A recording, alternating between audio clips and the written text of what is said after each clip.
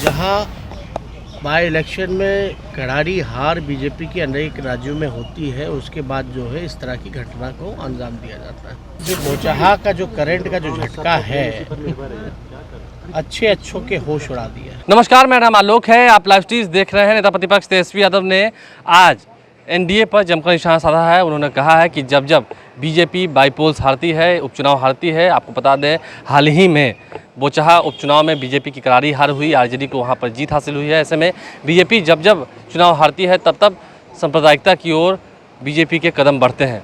यही नहीं, नीतीश कुमार की सरकार पर भी उन्होंने जमकर निशाना साधा है। क्या कुछ तेजस्वी यादव कह रहे थे, पूरी बातों को सुनिए। कोर्ट के इंटरफेरेंस के बाद भी कई घंटों तक जो है कार्रवाई जो है एमसीडी के लोगों ने की है और ये एक्सक्यूज दिया गया कि हमें जो है कम्युनिकेशन गैप रहा। हम ये कहना चाहते हैं, चीन जो है हमारे देश में क्षेत्र के अंदर घुस करके, हमारे देश की सीमा के अंदर घुस करके 2 गांव जो है वो बसा लेता है, उस पर कोई कार्रवाई नहीं की जाती है। लेकिन जहां धर्म जात देख करके वहीं बुलडोजर जो है ये लोग चलाने का काम करते हैं। अभी सबसे बड़ा जो मसला जो है बेरोजगारी का है, महंगाई का है, इस पे कोई चर्चा नहीं होती है, विवाद नहीं होता। और इस तरह से जहां बाई इलेक्शन में करारी हार बीजेपी के अनेक राज्यों में होती है, उसके बाद जो है इस तरह की घटना को अंजाम दिया जाता है। तो कहीं ना कहीं से आप देखिएगा कि धर्म के नाम पर जो है नफरत फैलाने की राजनीति जो परंपरागत रही है भाजपा और आरएसएस की, वही चला रहे हैं लोग। और आप बताओ, चीन के अंदर कैसे 2 गांव जो है चाइना बसा दिया, भारत के अंदर कैसे चीन जो है 2 गांव बसा दिया, इस पे क्या कार्रवाई की जाती है?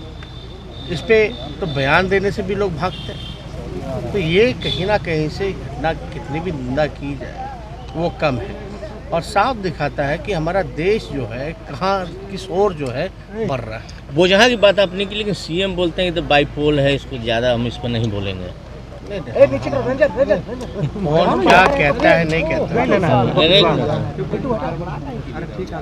ये जो बोचहा का जो करंट का जो झटका है, अच्छों के होश उड़ा दिया है, कुछ बोलने लायक ही नहीं छोड़ा। अमित शाह आ रहे हैं परसों, आ रहे गृह मंत्री तो आ रहे, उसमें क्या है।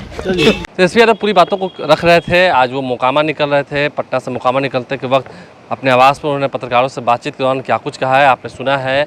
देखना यह है कि अब परसों केंद्रीय गृह मंत्री अमित शाह भी बिहार आ रहे हैं।